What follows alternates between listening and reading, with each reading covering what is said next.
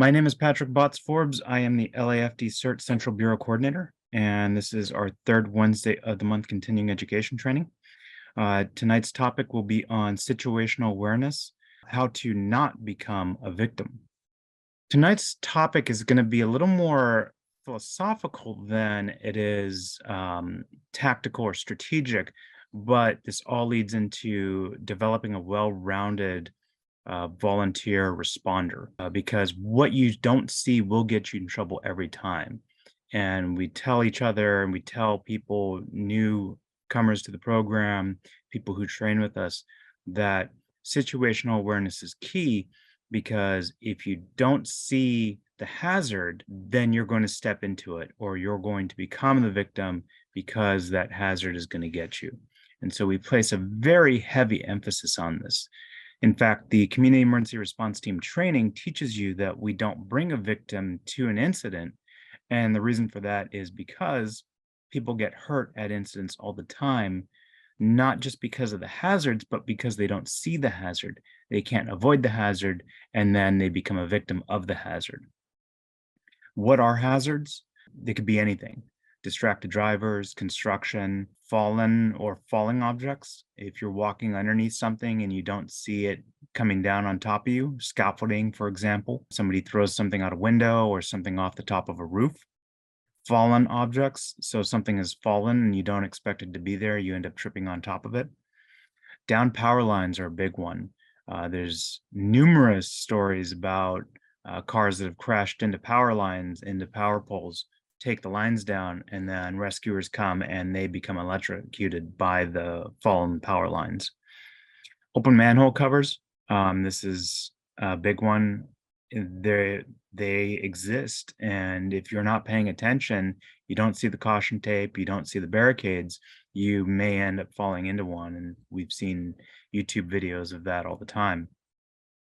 And then wild animals, dogs, coyotes, bears, skunks.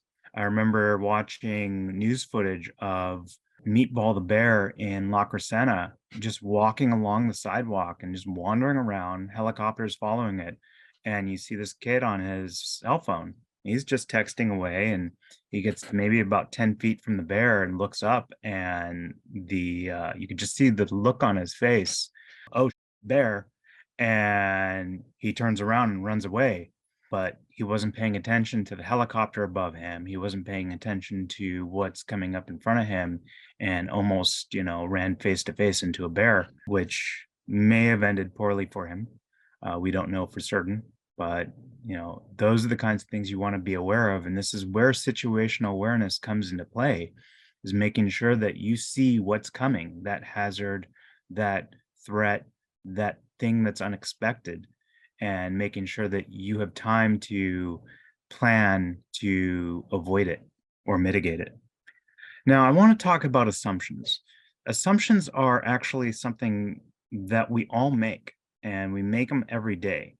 Assumptions often have a negative connotation to them, but the reality is that we can't live our lives without assumptions. For example, I assume that when I flip on the light switch, lights are going to come on. I assume that when I turn the faucet, water's going to come out.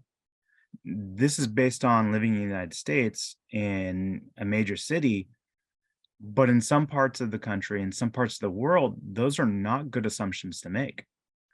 And certainly, what happens when you turn the faucet on and water doesn't come out, or it comes out a different color than you expect? Major cities have had that happen. What do you do then? If you're not paying attention, you might drink that water, and who knows what that's going to do to you. Other assumptions we make every day: other drivers are going to follow the rules of the road. We all know that that's not true, but yet we make that assumption. And often that's a good assumption to make. And you have to make that assumption. You have to assume that the other drivers are going to do what they're supposed to do, but it's still an assumption that you make. And sometimes it proves to be wrong. A good assumption, the Great Gatsby put this in the book, The Great Gatsby put this into perspective, is other drivers are going to see me even if I don't see them. The story of, I forget her name, but Her life was about, well, other people are going to watch out for me, so I don't have to pay attention for them. And then she literally runs into someone who also is not paying attention. So we need to be aware of those kinds of assumptions and what happens if they're not if they turn out to be false.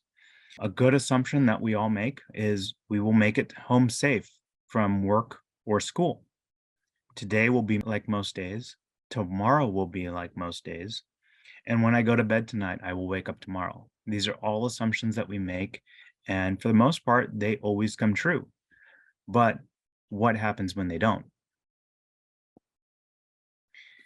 We need to make assumptions because we have so much going on our lives that if you have to think about every single detail, every little thing that's going on in the world, it becomes too much.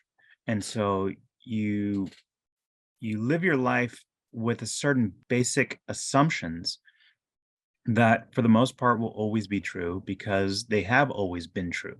And these assumptions are built on our life experiences. If you lived in a place where the power is iffy at best, or there are rationing power or water, then you don't know that when you turn on the lights will come on. And if you grew up there, your assumption is not that when you flip the light switch, the lights will come on. You will have a different assumption. If you don't live in a place with running water, you don't have a faucet turn, you're not going to have the assumption that when you turn the faucet, the water will come out. And depending on where you live, your socioeconomics, the education that you have, your family support and upbringing, and quite frankly, just plain luck, these all determine what assumptions you make. Your life experiences, all of these have to do with how you live your life and what you expect to happen on a day to day basis. And everyone's assumptions, everyone's life experiences will be different. But for the most part, a lot of us, at least in Los Angeles, will have a very similar set of basic assumptions. And some of us will have different ones here and there. 99.9% of the time, these assumptions are going to be correct. And again, if you don't make these assumptions, life becomes very complicated and very tedious. If you have to think, okay, what am I going to do if the light doesn't come on? Or what am I going to do if the water doesn't come out of the faucet when I turn it on? What am I going to do if I'm driving and someone doesn't follow the rules of the road? We have enough concerns and stress in our life that we make these assumptions so that we don't have to worry about every little single detail. But we really do need to understand where these assumptions come from. You know the saying, assumptions make an ass of you and I. Well, that's only true if they're wrong. For the most part, everyone is going to make these assumptions and they're going to be right.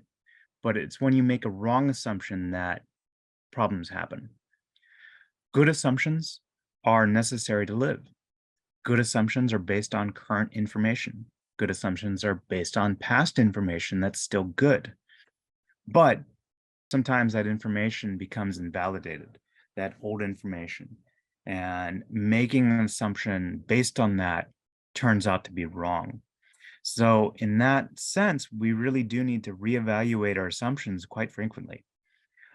If you live your life with those same assumptions that you had when you were 12, and now you're in your 40s or 50s, your life, you're going to have a series of wrong assumptions quite often just because things have changed. Not only has the world changed, but you no longer live with your parents, probably. You're having to go to work. You have a family of your own. So it's really, you have to constantly reevaluate and determine what assumptions are still good and what assumptions am I going to assume are still valid. What becomes dangerous is when we let these assumptions lead us into complacency. If we assume that things will always be the same, then they become dangerous. And quite often, good assumptions become wrong assumptions. When an assumption becomes wrong, you have to be ready. You have to be ready to respond to the new reality. What you knew to be true is no longer true. And if you're caught off guard by this, you have to react. The difference between responding and reacting is that responding means that you're seeing the change happen and you're prepared to make an intentional action to adjust accordingly. Reacting, on the other hand, it's purely instinctual. You're taking action without thought or intention because you didn't get the chance to anticipate needing to make that change and needing to adjust your actions. And so reaction is generally a bad thing. And what we want is response to a change in your situation, your change in your environment. The first thing that you want to do really is understand the nature of your assumptions. First of all, what are your assumptions? You're going to have a lot of them. You're probably never going to know every single assumption that you're going to make, but start looking at your life and think about what you're doing and think, what am I assuming? And then why am I assuming this? More importantly, what happens if these assumptions turn out to be wrong? And then what will I do if I'm faced with a wrong assumption? How will I change my action? What will I do to prepare to respond to this change in the environment, change in my surroundings, change in my life, um, so that it doesn't become a problem? Now, you have to understand that you can never plan for all eventualities. You can think about, well, I can do this if this happens, I can do this if this happens, but if something that you didn't even consider even a possibility happens, there's no way you could plan for that. And so you don't want to get wrapped up in the minutia and overthink things, but have ideas, have concepts, have a few possibilities so that you can gravitate towards the closest possibility, whatever happens to be more true than you are currently expecting. And you really do have to constantly be ready to adapt. The saying "Semper Gumby," always be flexible, comes to mind. One important thing is you really don't want to fixate on what you think should be happening. It's tunnel visioning. It's becoming stubborn and hard headed. You think, okay, well, I need to cross this bridge to get to work, but the bridge is closed. Well, I need to cross this bridge to get to work. And sometimes you see this. You'll see police have shut down something. They put up barricades, and you see somebody plow through or try and drive around the police. And it's not because that they're being malicious, it's because they can think of no other reality where they do not cross this bridge to get to work. And so the idea that somebody's telling them they can't do this just doesn't make sense to them. And so they react by doing something that is dangerous, not only to the police officers who are trying to stop them, but possibly to themselves because the bridge has a giant hole in the middle of it, and you're going to drive through the barricades or around the barricades and straight into the hole. So you never want to double down on your assumptions. You really want to see, okay, my assumption is wrong. Now I need to change. Now I need to do something different. Now I need to respond accordingly. And that's where using situational awareness to anticipate how to respond comes into play. Situational awareness, quite simply, is being aware to changes in your environment. First of all, you need to know what's normal. Normal has a bad connotation to it oftentimes, but normal is what is expected. Um, and then what's different? How is it different? Why is it different? And when did it become different? And these are all different questions, but they're all relevant for different reasons. If something changed a minute ago, that's important. If something changed an hour ago, or a day ago, or a month ago, then that may be a different reaction or different response that you're going to take. When something happens right now in front of you, it's harder to anticipate that change. But if something happened a month ago and you simply weren't aware of it for a month, that's kind of on you.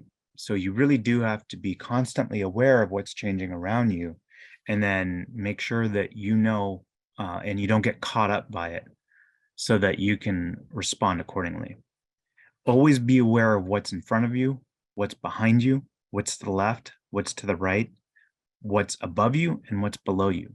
Always pay attention, look around. Don't block the world out. So many times we see people, joggers, who are running with headphones in both ears. They have noise cancellation turned on. They have their music blaring. So they are focused on where they're running to. They're not looking around to see what's coming at them from either direction. They've blocked out all sense of sound. If someone's screaming, there's sirens going on, they're oblivious to that. They can't hear it. This makes their reality very narrow and very dangerous if their assumption, which is, I'm going to run the course that I always run and nothing is different, I'm going to make it home safe.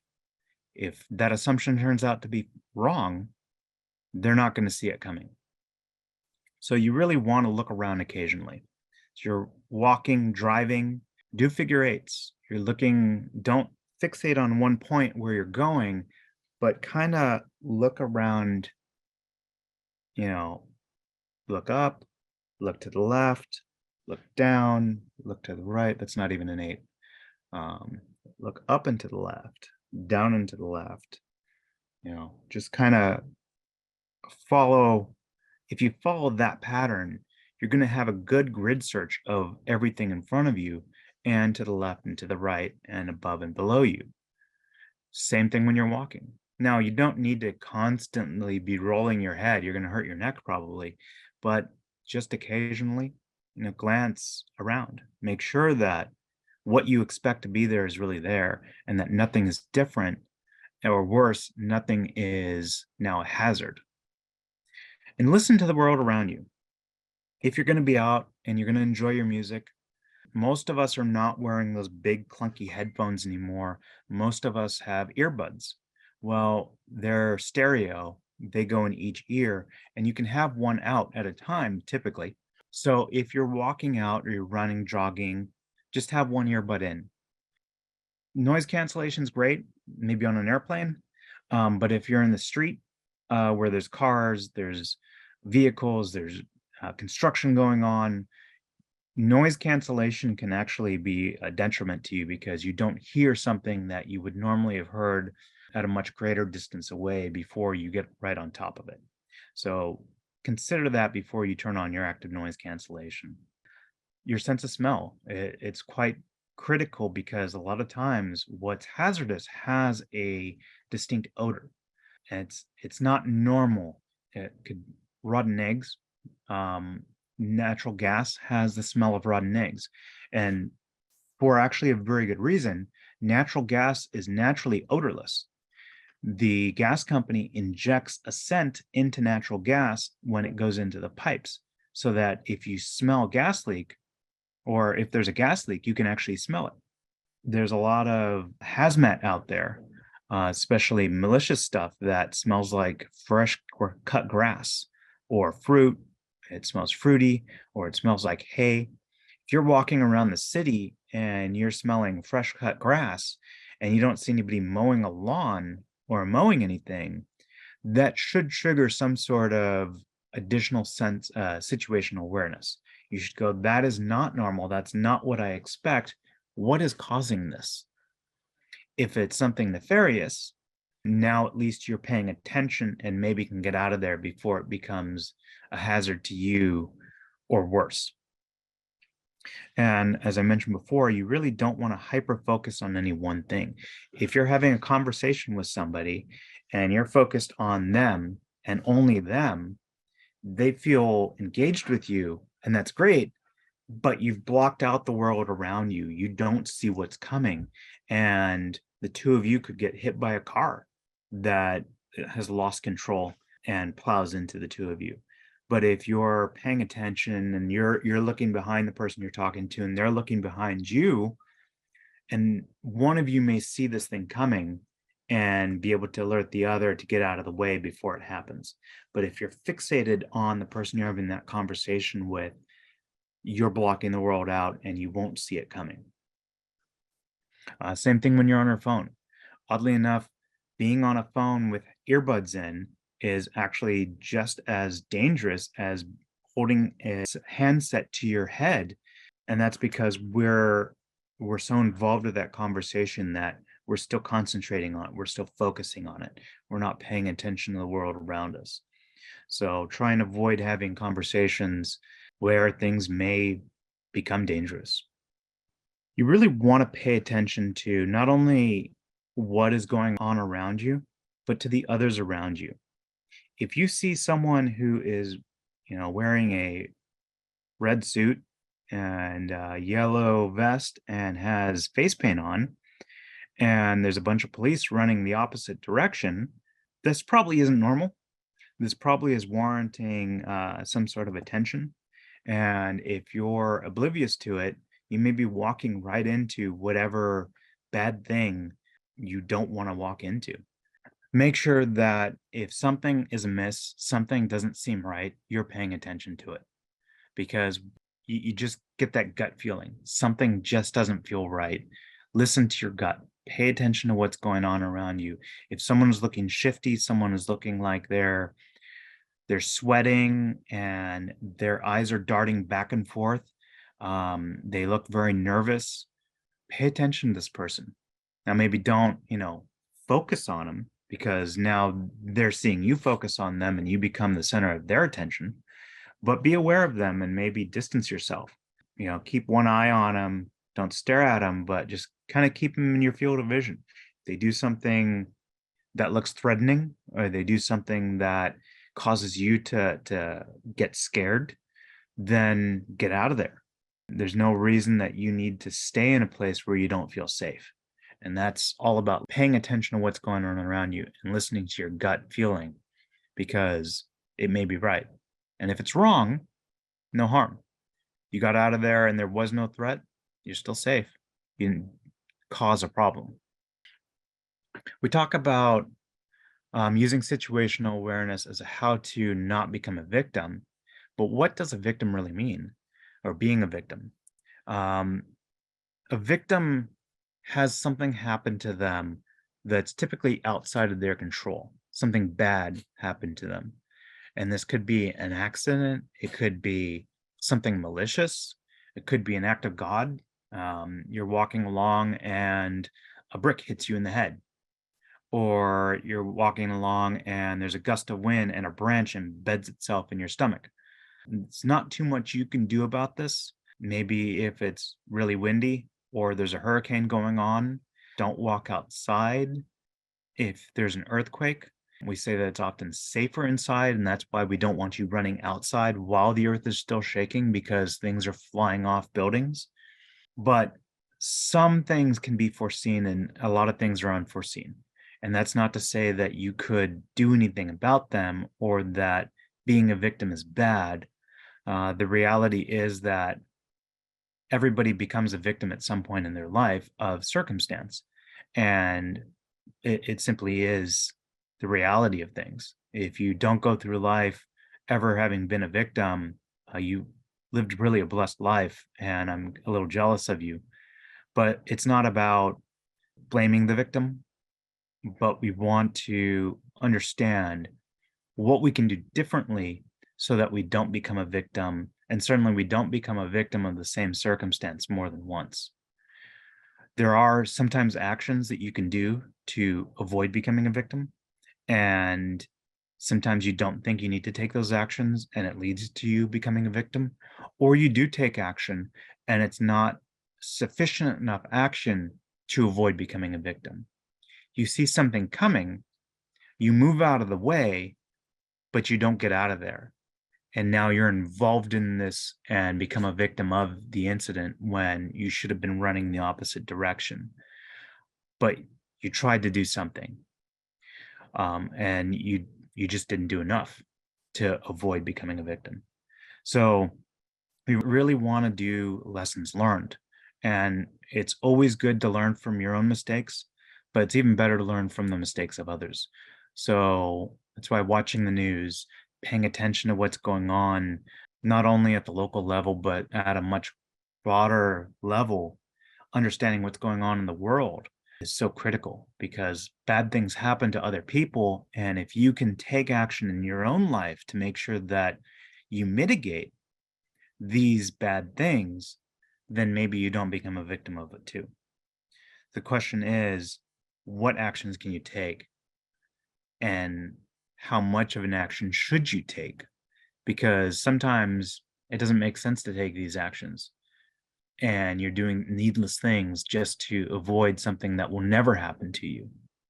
And that's a little on the paranoia side. We don't want to become paranoid about things. We just want to be a little more cautious and take appropriate action to mitigate or avoid something that could happen to us and is more likely to happen to us than not.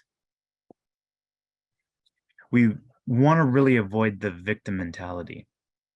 Um, the honest truth is that bad things will happen to good people, and not all bad things can be avoided.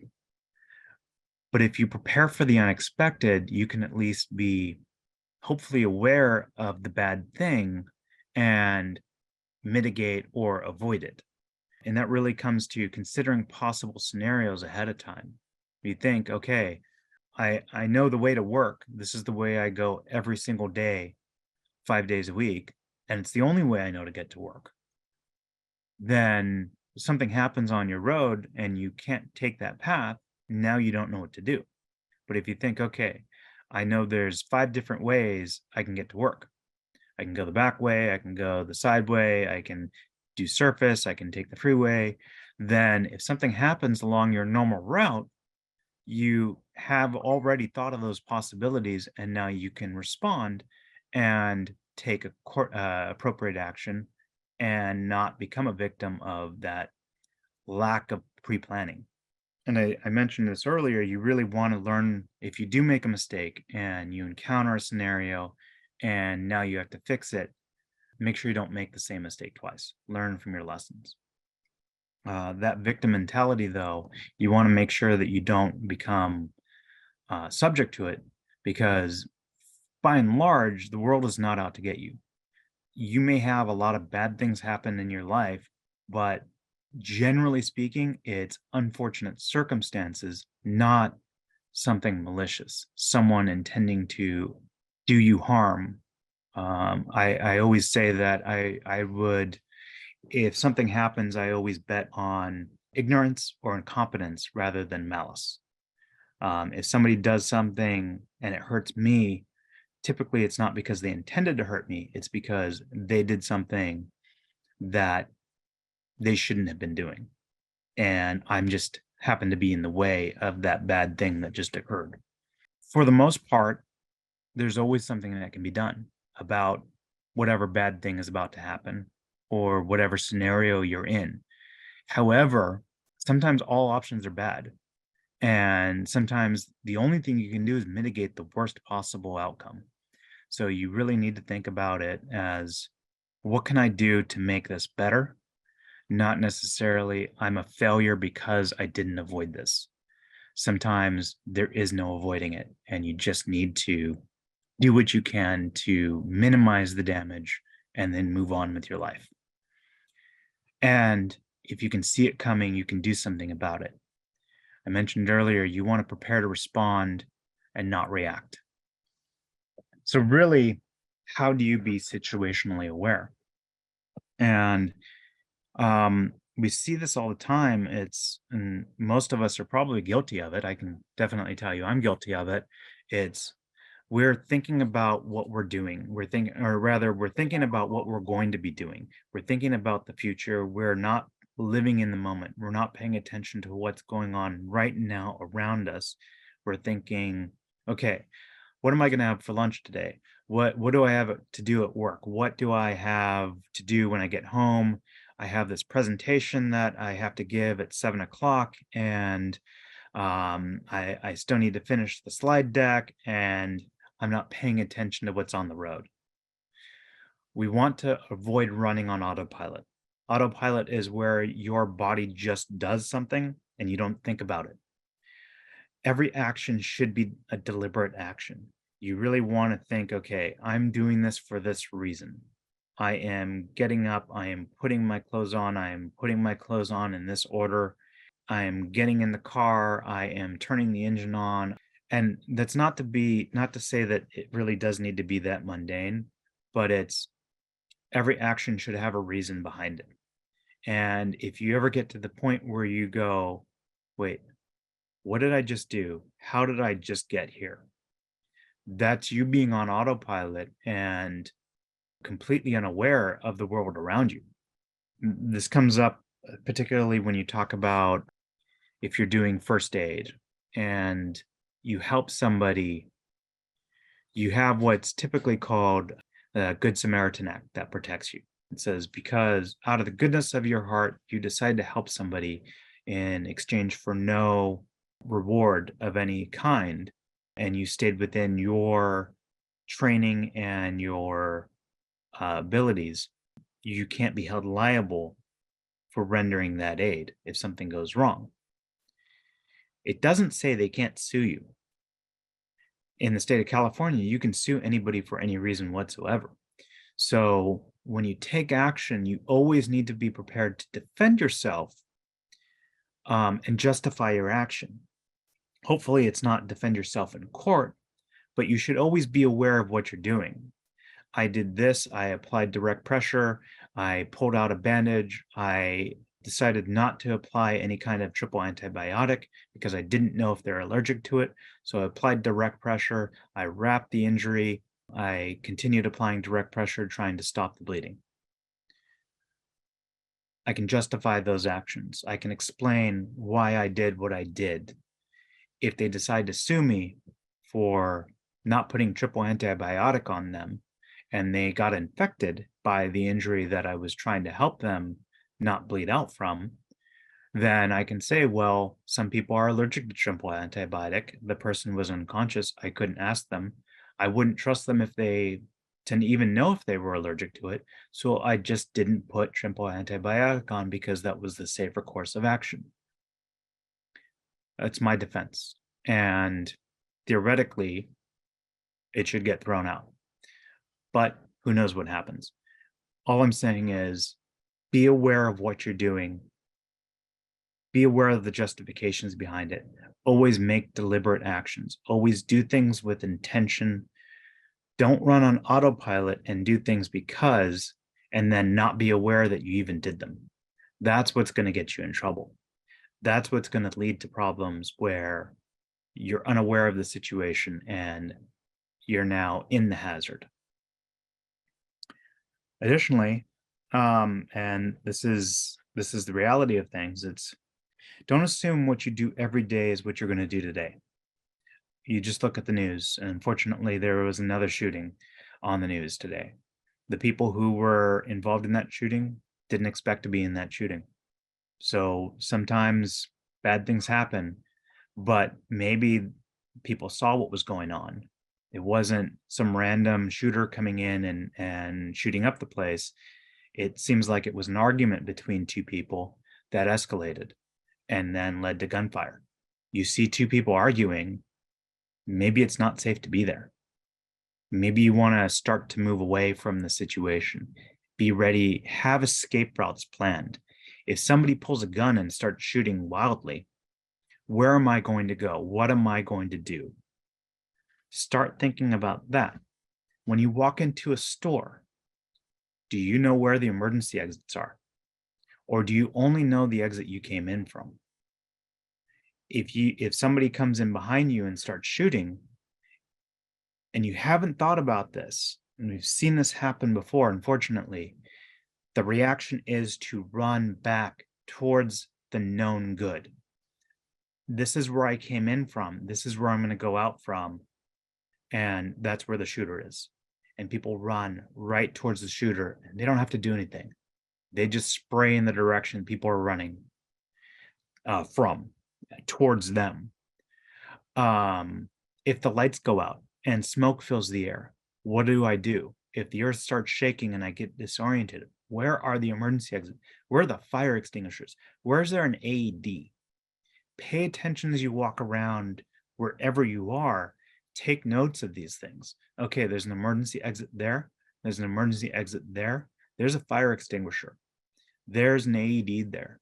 Somebody drops in front of you and you render aid and you begin doing CPR on the person and you yell, go get the AED, it's over there. At least you're sending them in the right direction versus go get the AED. Where's the AED? I don't know. You find it. That doesn't help anybody. So that's really where situational awareness comes into play is something happened. Today is not yesterday. Today is not what happens every single day of my life. And now I need to adapt. Now I need to respond. But I know where the exits are. I know where the fire extinguisher is. I know where the AED is. I know where if things start falling off the roof, off the ceiling, I know what I can get under to protect myself so that I don't become a victim. And unfortunately, just because you live in a nice neighborhood doesn't mean that it's always 100% of the time safe. 99.9% of the time it's safe. It's that 0.1% of the time when something happens unexpected, someone decides to come in and make it unsafe. That's when you need to change. You need to respond to the change in your environment.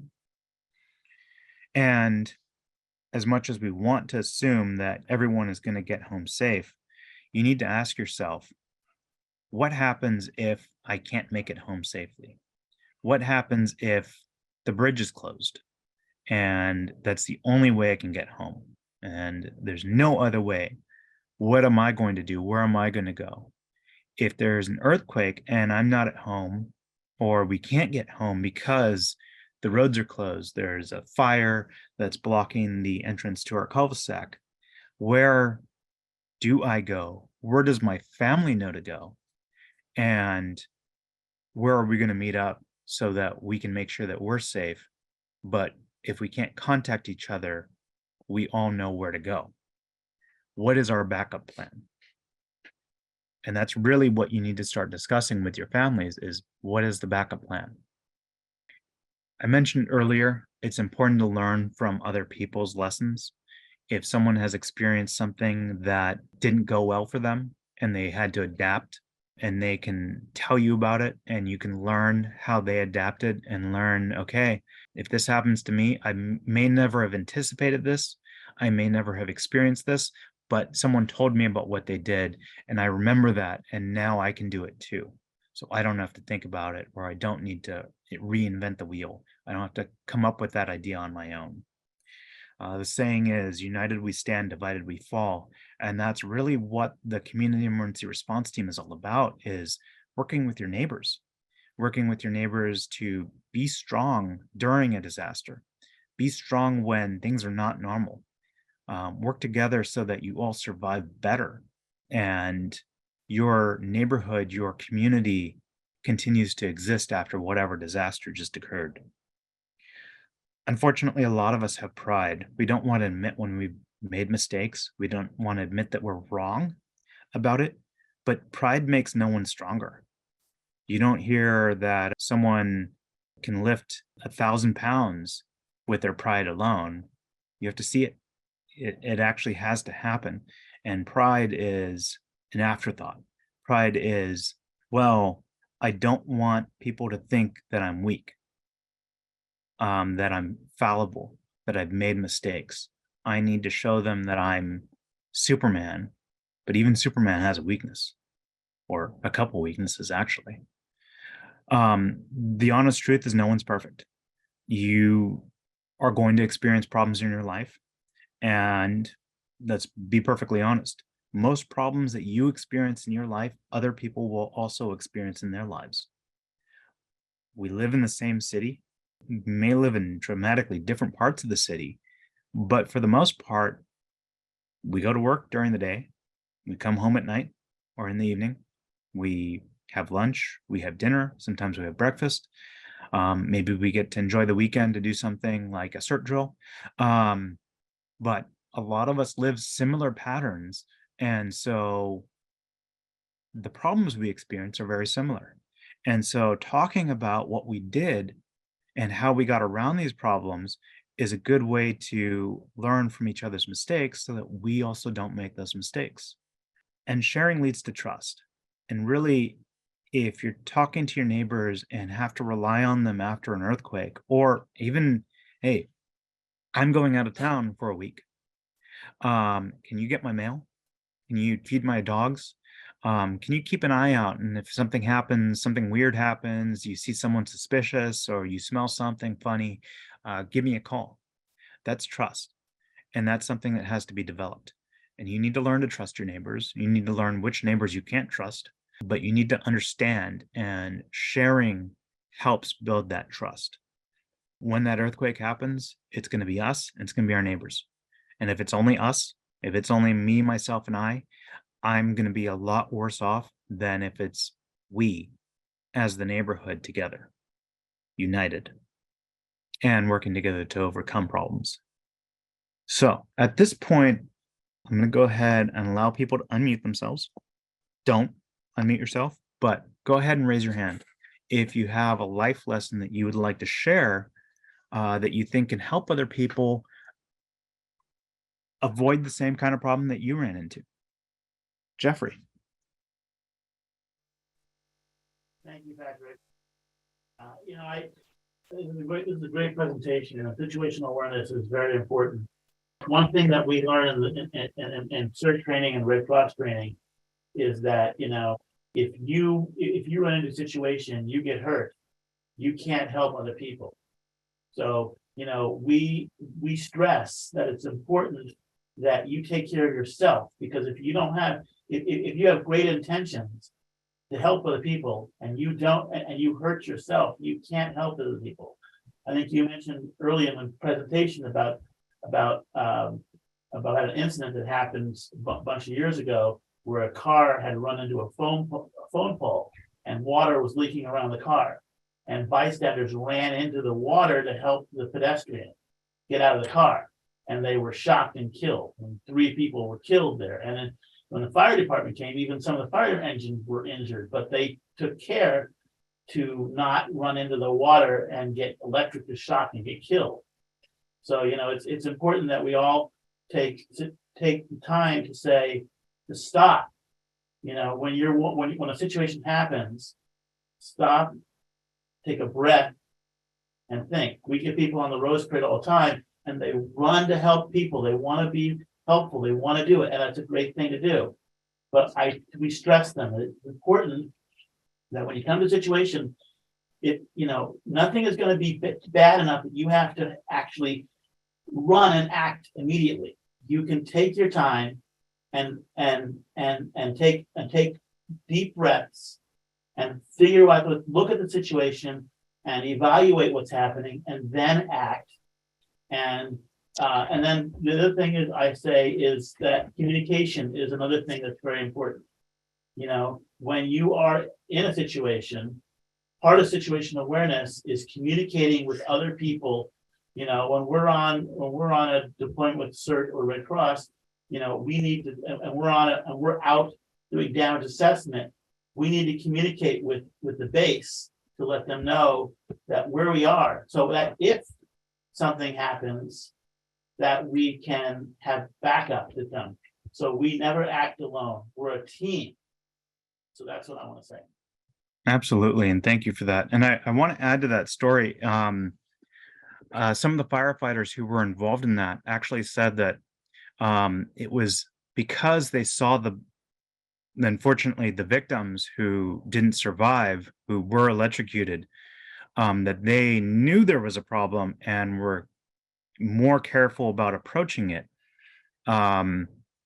Otherwise, they too might have actually walked into that. Now, they probably would have not run into it, but the power was so strong, the electrical current was so strong that they could actually feel it through their boots. Then they have insulated boots that protect them.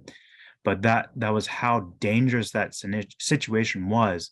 And it was unfortunately seeing the victims who wanted to help that probably saved the lives of those firefighters. Mitch. Yeah, hi Patrick.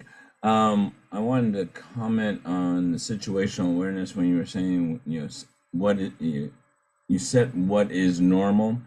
So one of the things that I'm a situational instructor, a situational awareness instructor for active shooting. So one of the things we teach is when you said that what is normal, which was, I mean, your presentation is so spot on. I'm going to hire you to give some of my presentations. It was great. You talked about everything, but what is normal? Okay, so when you're going to the growth, in your mind, you set a baseline of what should be normal. What are you going to see there? What that is normal? People are going to be shopping. People are going to be having a good time, and you set that baseline in your mind. When you get there, you look to make sure that baseline is correct, and that everything is normal, and then you look for anomalies. What is out, like you were pointing out the Joker in that thing. That's, it's an extreme example, but it's a perfect example because you're going to look for that anomaly. Well, if it's summertime and I'm at the Grove and everybody's in shorts and t-shirts and walking around, and I see a guy in all black or a big trench coat wearing a backpack, I'm going to pay a lot of attention to that person. Because it's not normal in 100-degree weather to be wearing a trench coat and heavy clothing. So those are the things you want to look for, those anomalies. You want to keep your head on a swivel, like you were saying, that figure eight, but you don't want to be freaky about it. You just want to just not focus on one thing. And you said it many times in your presentation, which was perfect. So head out, you're going to a grocery store. What do you expect to see that's normal at that grocery store? You walk in, if everything matches up, perfect. You're great. Just go through it. But as you're walking through the aisles and you see something that's not normal, you should be aware of it. And like you said, then you think about your exit plans or what you're going to do, what actions you're going to take. So that was just awesome. And everything you said about situational awareness at an emergency plays into being safe just in your everyday life. Running, I was laughing about the earplugs and runners because I go ape shit over runners that have 2 earplugs in it when I'm jogging and I see them and they have no clue what's going on that. So everything in your presentation was spot on. Thank you. Thank you. And I've seen it up in where I live. I'm driving around. It's 2 o'clock in the middle of the day, and there's a guy out with his dog, and there's a coyote 25 feet behind him.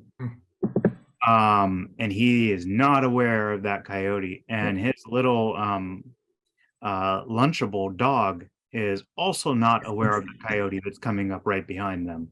So that's one of the things, you don't know what's out there that is dangerous. And so, hopefully I alerted him to the coyote and oh yeah, coyotes come in more than one. Usually they come in pairs or in packs. So if you see one coyote, look around. There's probably another coyote around. And I've seen them where I've seen one in the middle of the road, and I look up on the hillside behind me. There's the other coyote. Criminals are like that too, but okay. Well, you think about like Jurassic Park, the Velociraptors, where you see one, but you don't see the second one that's coming up on your peripheral. All right. There's a comment about how situational awareness, or how does situational awareness play into an emergency situation in a hazardous situation. I think you should, you can comment on that. I think it has everything to do with a hazardous situation. Yeah, I'll go ahead and read it. The question is, how does situational awareness play into during a search and rescue in a hazard-filled environment? And Chin answered this, but I'll go ahead and give it my own spin. It's if you watch the professionals, they teach this. If you're an EMT or you take CERT, you learn that before you get to the incident, you do an assessment, you do a size up. What am I expecting in there? Are there hazard signs? Are there placards on the building that say there are explosives? There is something in here that reacts poorly to water. There's something in here that will kill you if it's uncontained. And if you see that, then you don't go in unless you're trained to deal with that particular kind of hazard. If you don't see any kinds of signs, then that doesn't mean that there's nothing bad in there. It just means that you didn't see a sign. So you constantly reevaluate as you go in, and you're going to call out and you're going to ask if anyone is in there and can come to you. Because if you can get them to come out of the situation and you don't have to go in there, then that keeps you safe and maybe gets them out as well. And sometimes if we're in a bad situation, we need to be told to come out of it. And that's what we see happen over and over again. When you do triage, come to the sound of my voice. And then you assess the people as they come towards you. You say, okay, this person looks healthy. Okay, this person, they're pale. They're sweaty. There is something sticking out of their leg. I need you, sir or ma'am, to go sit over there and just hang tight. We'll be with you in a minute. You look perfectly healthy. I need you to come with me. We need to. Who else is in there? Were there any injuries in there? Find out, what happened, get an idea of what's going on, and then use the able-bodied to help. If you're CERT volunteer in a disaster, if you're a professional firefighter, you're not going to be doing that, of course. But you're going to make sure that you understand how bad is it before you get in there. You're going to do a 360-degree view of this building. You're going to walk around the building, make sure that there's nothing that is on the far side of the building that you're not even aware of before you even attempt to make entry. And again, once you go in, and we teach classes on search and rescue and in-building searches, every step of the way, you're reevaluating to make sure that you're not putting yourself in danger and that the circumstances haven't changed so that now suddenly it is not safe to be in there. Anyone else with any stories they want to share? Mike. Hey, Patrick, loving this. This is really good. Very Thank thorough. I had a situation where I was at an event in Long Beach, and a lot of people were day drinking. And me and my friends just sat together at the bar, and the bartender just leaned over to me and said, "You see that guy at the end of the bar?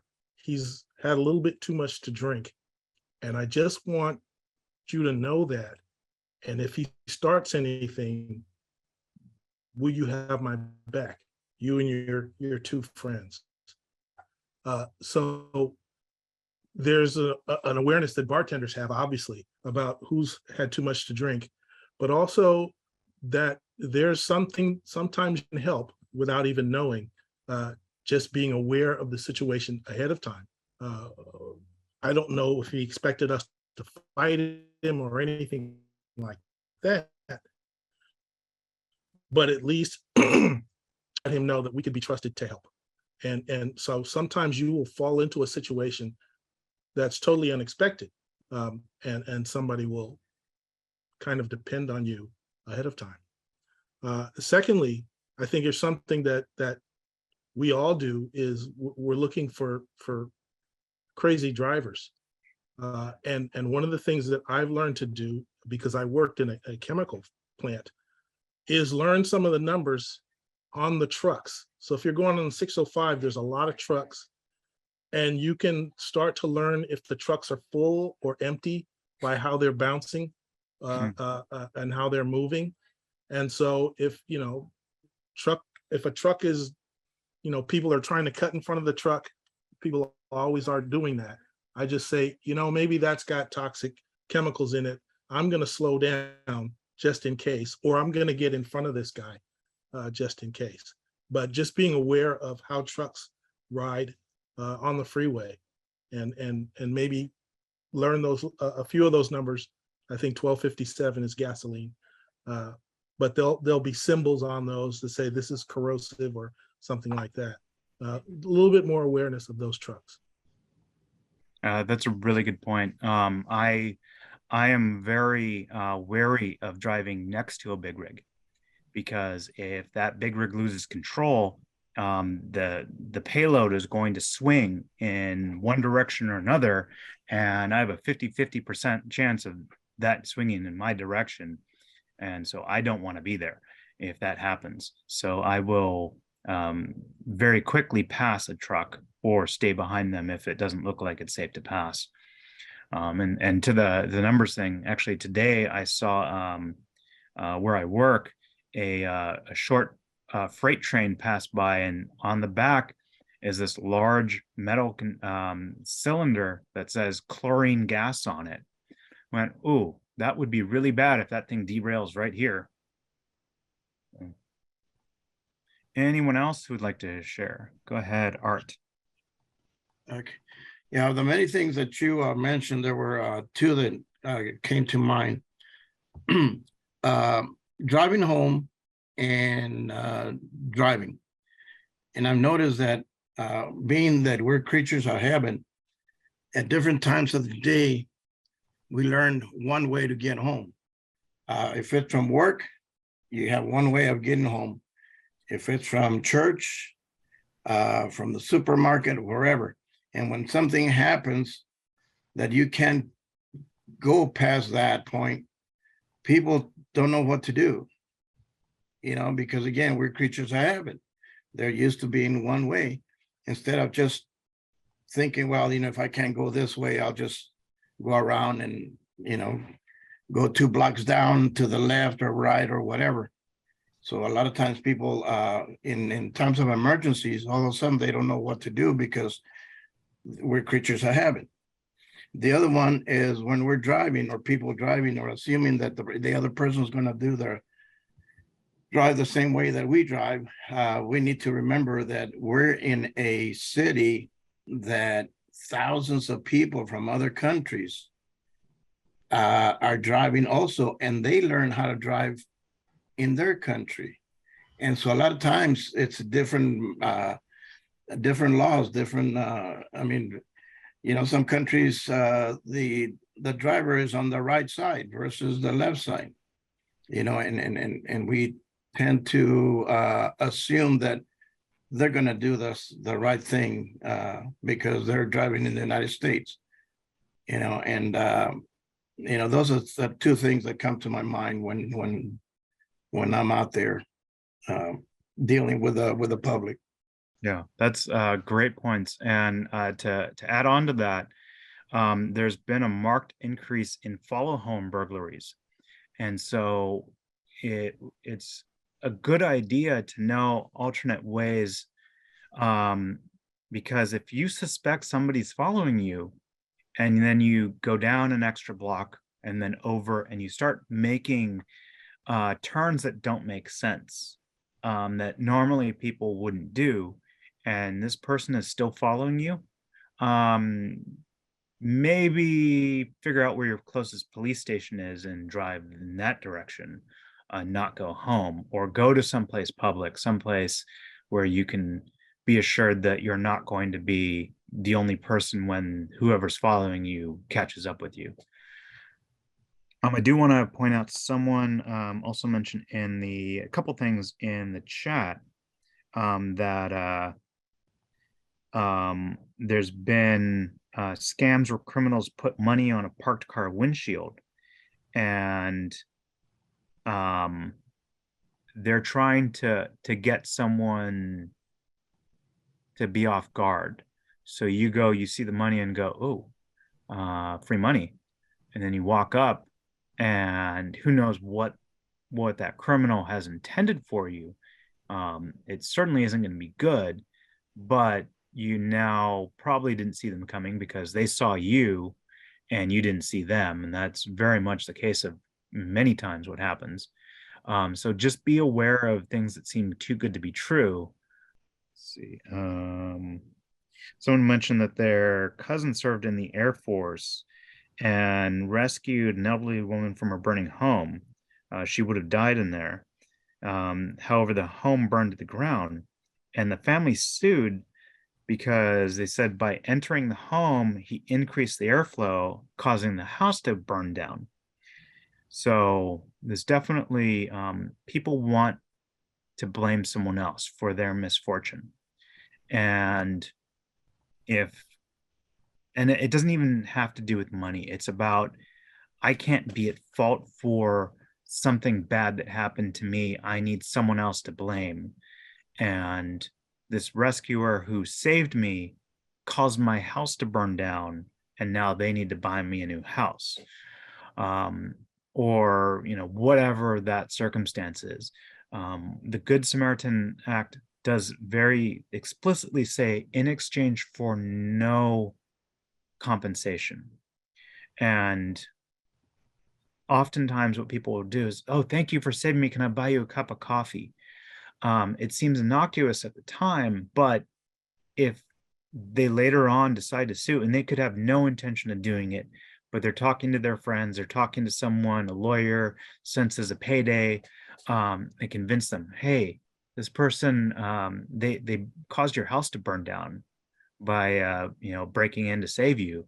And they look like they've got some money, we should sue them. You bought them a cup of coffee, so they didn't do this out of the goodness of their heart. They got something out of it. Puts you at risk by doing that. So just keep that in mind. No compensation. That's fine. I'm glad I was able to save you, but I don't drink coffee. Let's see, Nancy. Hi there. Hi. So I'd like to address a couple of things. Firstly, the coyote situation, because there really is a coyote situation. Coyotes run the exact same path every single night. They live in the same house or the same den all the time.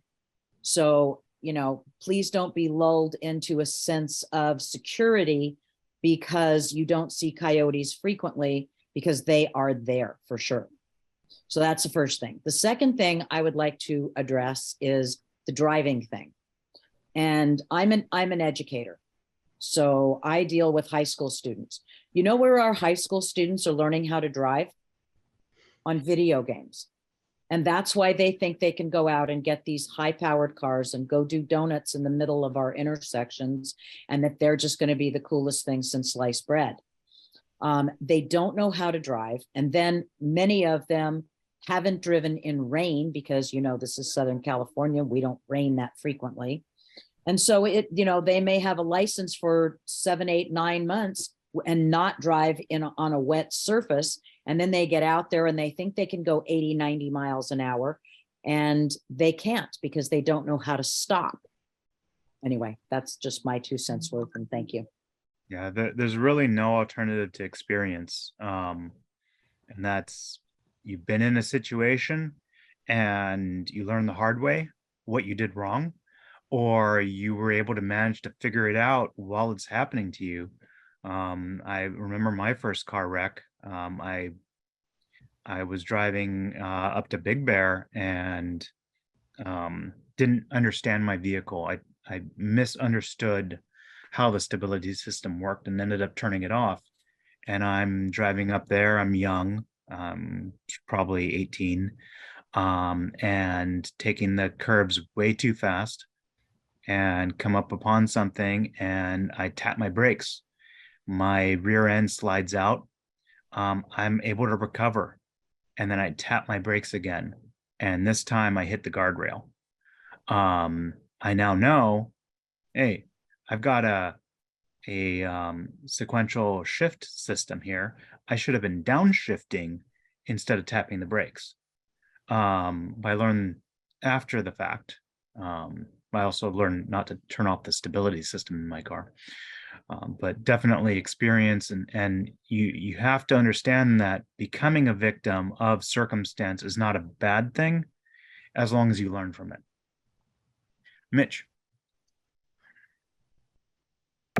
Yeah, I just wanted to follow up on 2 things. One, when you were talking, in situational awareness, we have 2 scenarios here. We have during a disaster or an emergency, and we have just being safe in our day-to-day life. So one, you were mentioning the follow home. one of the hacks that I have taught embedded in my wife and myself and my kids is when you're returning home, and not so much being followed home, but when you come home, don't just drive to your house and pull in the driveway. I tell them, drive the block, drive up and down, and know who, I teach them to be aware of the cars, our neighbors' cars. And if you see something that's not a car that's not normal for our neighborhood at 10 o'clock at night, most people are starting to be in bed, or 2 o'clock in the morning when you come home, you drive the entire length of the block and you see if there's people in the cars. That's just personal safety. But you're right, if you think you're being followed, know where your nearest police station is, know where your nearest fire station is, and go to a safe spot. And that was perfect that you said. Situational awareness during a disaster, let's talk about that, at a staging area. We talked about, paying attention to who's arriving at the staging area, and then look, and you're paying attention to who's around you. If you see somebody off in the outer perimeters, just hanging around, not checking in, not talking to people, you might want to pay attention to that person. You might want to have somebody go up and ask them if they need help. They might be disoriented, they might be in shock, or they might be scoping out the neighborhood for looting, after an event. So you want to be, definitely aware of that during a disaster, when you're doing your neighborhood searches, things like that. So those are the 2 points that I just wanted to point out. Yeah, absolutely. And that's one thing I teach in the neighborhood security class I give. It's, it doesn't hurt to be nice and be acknowledging of people, wave to people as you see them. The people who are up to bad things, they don't want to be noticed. If you notice them and you and your neighbors notice them and make it very clear that you've noticed them, they will not want to be there and they will leave. And if it is someone who wants to help out, then, just by acknowledging them, sometimes you might start that conversation. And, it turns out, hey, this person has skills we can utilize. And they're here for good things. A couple announcements. Go to our website. You can go to calendar.ntp-la.org to see all of our upcoming events. And while you're there, go ahead and if you don't get our emails, go ahead and sign up at join.ntp-la.org. And that way you get our emails every month and know about the trainings we're putting on. And if you'd like to read some of the documentation that we've written, and especially if you'd like to give us feedback on it, go to documents.ntp-la.org.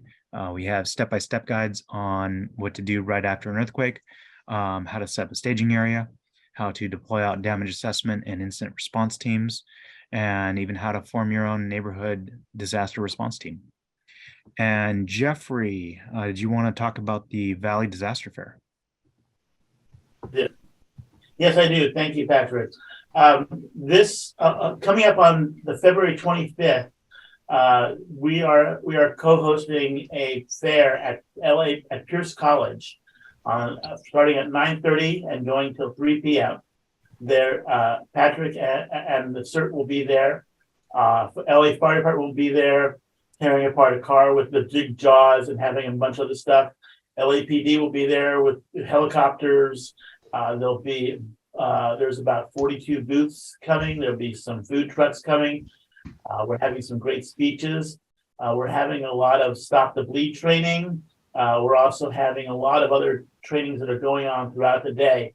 So we invite you to come to the Pierce College. It's at the parking lot 8, which is where the sundial is. And so you can just find that. And if you need to have it, you can reach out to Patrick's probably, and he has the flyer. You can connect to Patrick, and he has the flyer, and he can send you that. If you have any questions, if you want to be a part of it and volunteer, that's cool too. You can do that. There's plenty of volunteer opportunities for people, and we're helping shoot stages and do all kinds of stuff like that. So we invite you all to come. That's all I want to say. Thank you. Thanks, Jeff. So we still have some time left. So if anybody else wants to share some of their lessons learned, also put my email address in the chat. Go ahead and raise your hand and we'll take a few more. Janet. Hi, thank you so much. This has been very informative.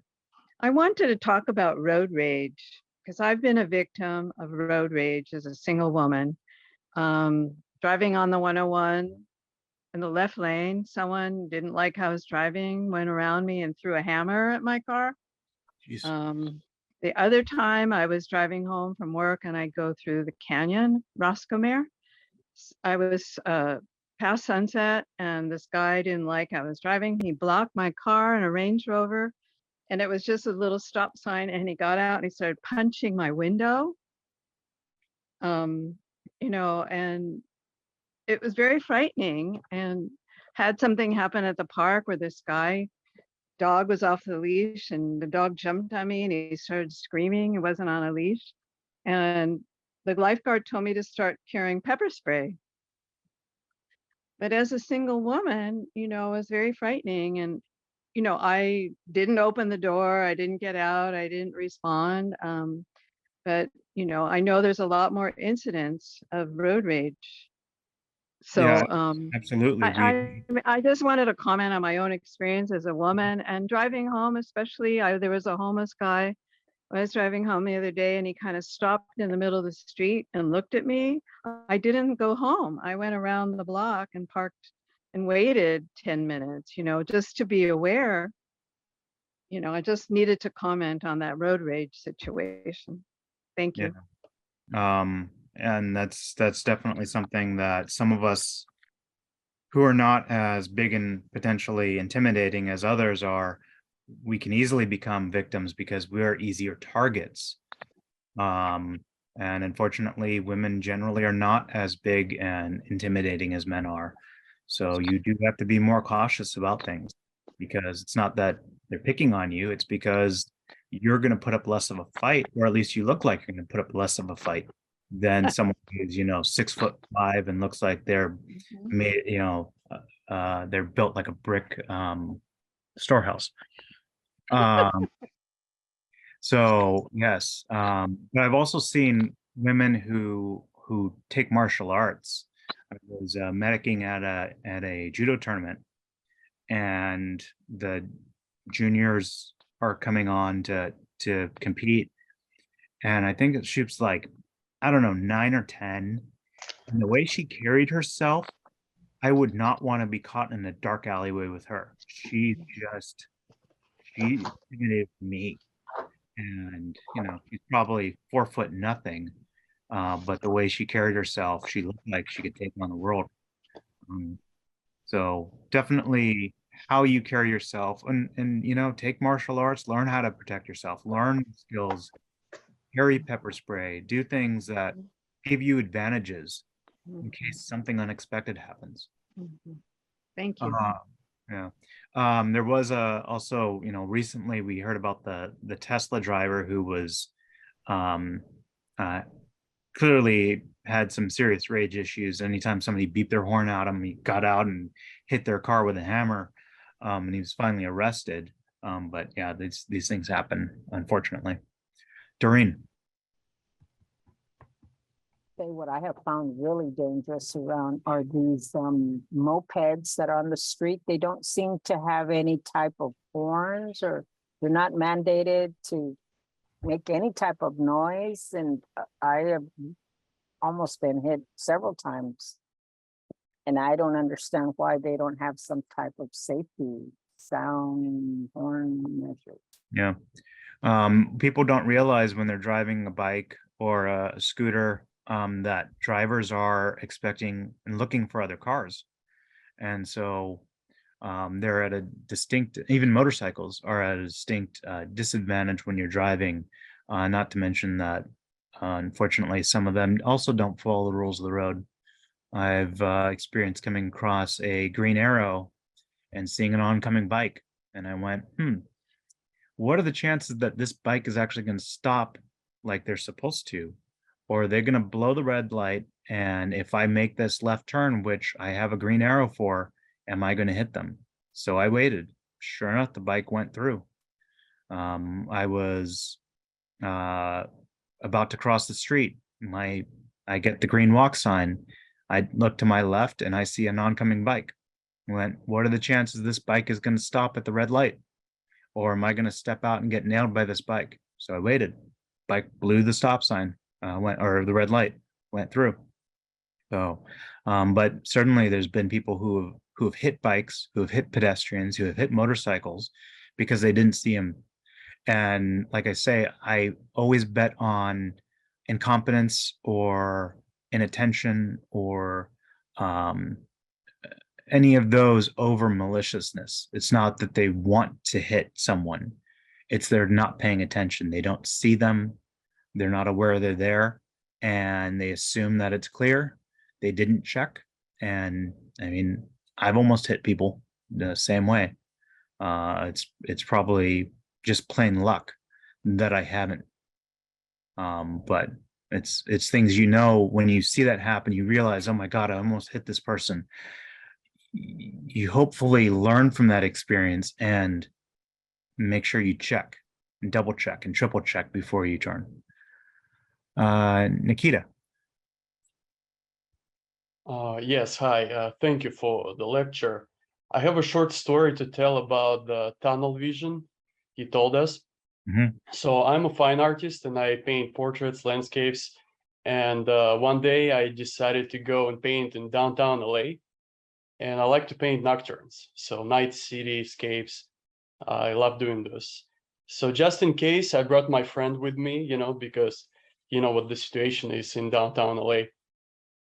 And we were standing on the sidewalk painting. It was, I don't remember the streets exactly, but it was a beautiful Highway 10 going into DTLA. It was very nice. And about 1 hour in, I was so focused on what I was doing, you know, I didn't hear anything. I didn't look anywhere. And then I hear this screeching noise. It was so powerful. It was so loud.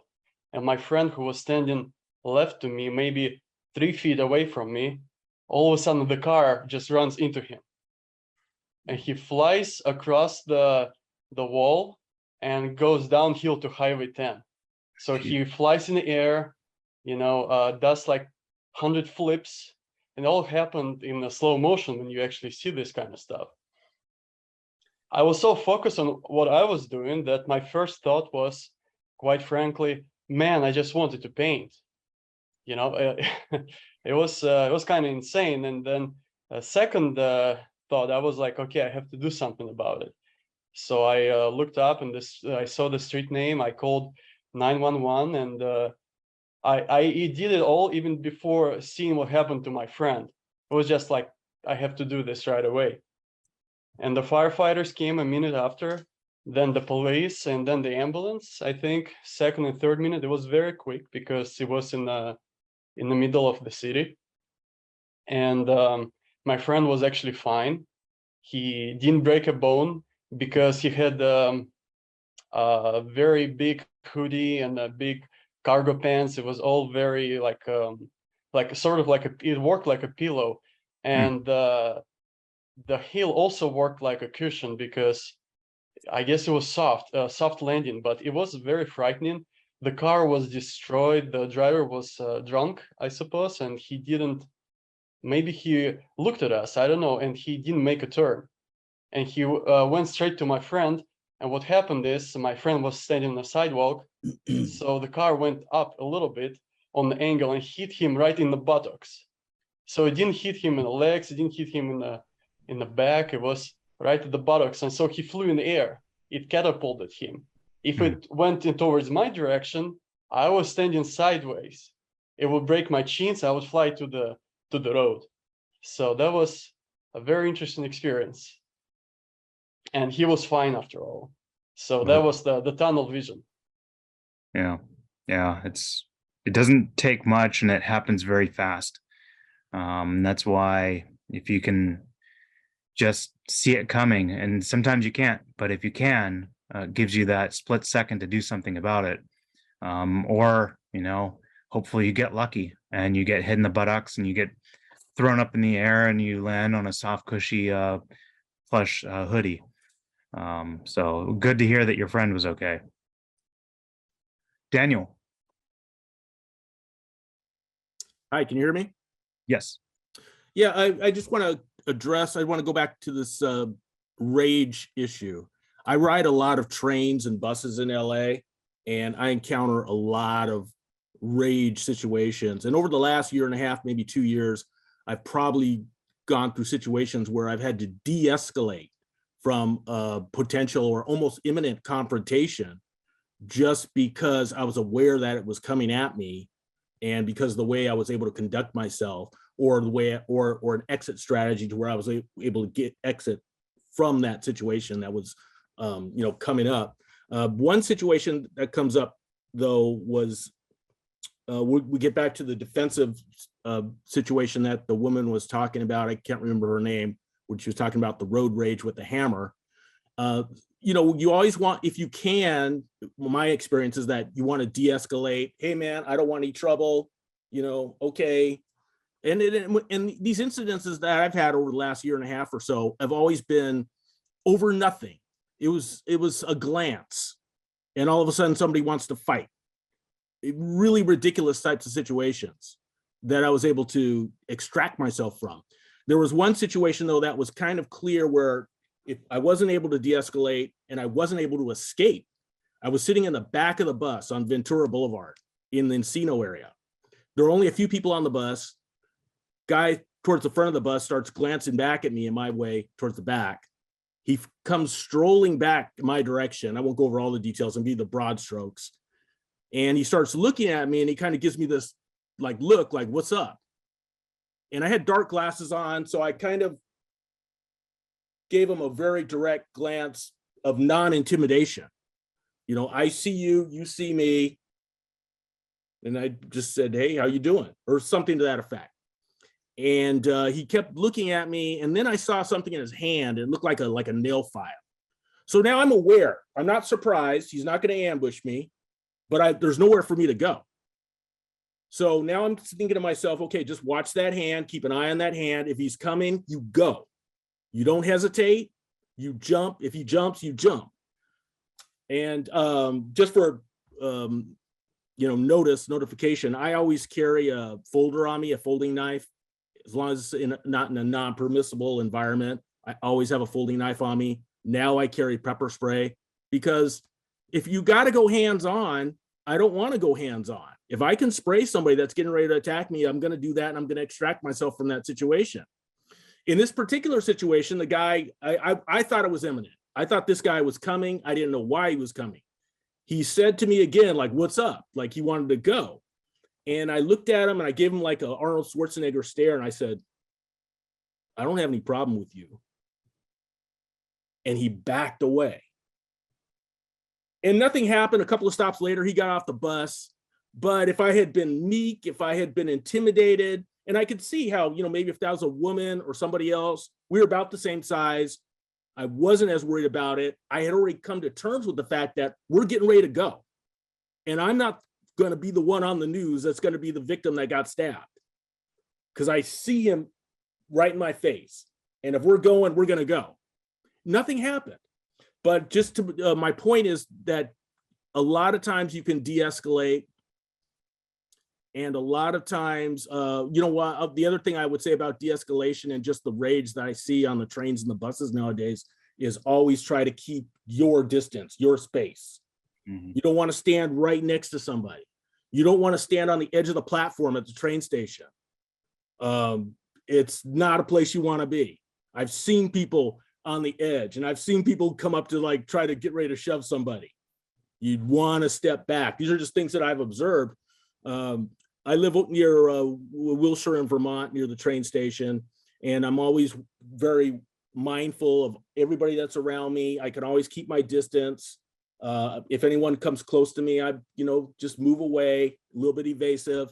And there was something on the news maybe a few months ago, and a guy was standing in front of Chipotle on right there where the train station is. I get on that train all the time, and he was on his phone. what I call code white. Code white is you're just not paying attention to anything. He's on his phone. Guy is standing right next to him, and just out of nowhere, a haymaker, and knocks him out cold. And there's something that happened and does happen. So distance and de-escalation, they go a long way. I could tell you a bunch of stories that I've had in the last year and a half, but I won't bore you. That was the one that I thought that was the most imminent, the one that I had with that on that bus. And the reason I brought that one up is because I was cornered. There was no back door. There was no help. It was only me, and I was my own responder at that moment in time. And so, like, for the lady that was on, yeah, I encourage you, carry pepper spray.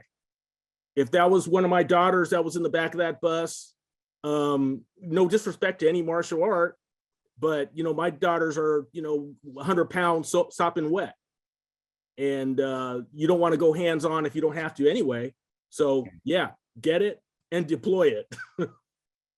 Yeah, just realize that pepper spray in a closed environment is going to get you too. Yeah, I realize that, and that's where that whole, that distance thing comes into play. You might get some of the residue, but,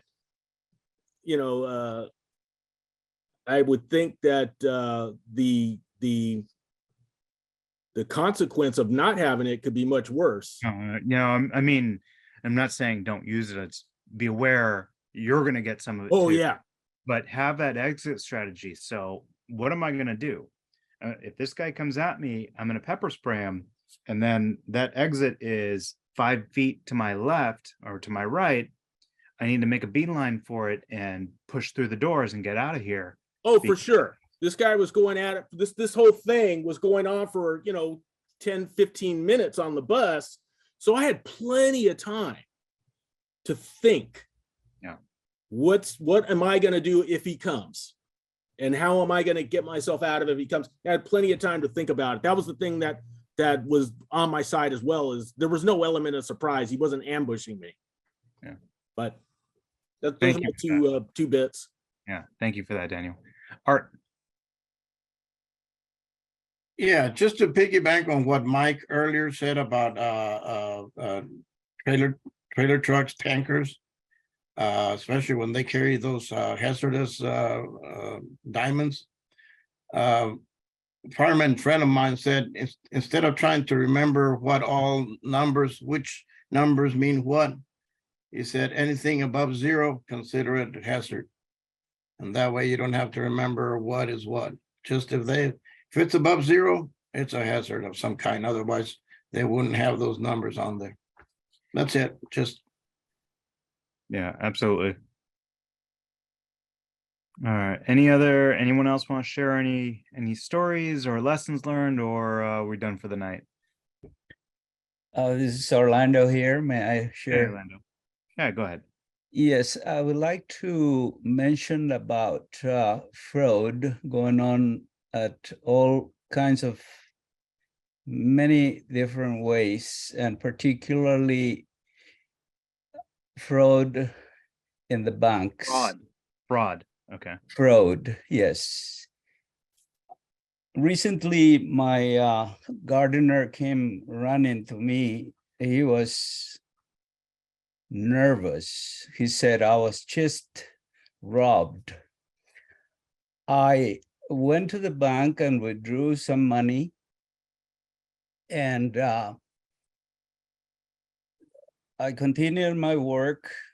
I did at least two more gardening jobs before these guys came to me and at gunpoint told me, give us the money. And he said, I don't have any money. Oh, yes. He says, you have the money. Remember, you made a withdrawal from that branch located, and they gave him all the details. So he didn't have a choice. He just gave them the money, but he was very, very scared. And he came to me and he says, this is what is happening to me. And I couldn't think of anything else but run to you because I needed some kind of emotional support to help me get out of this scary situation. I said, okay, I'm glad you did. Calm down. This thing, it's all about money. Fortunately, I said, you are safe, and you, one way or another, you are going to replace that money by working. I'm going to help you with some, but everything is going to be okay.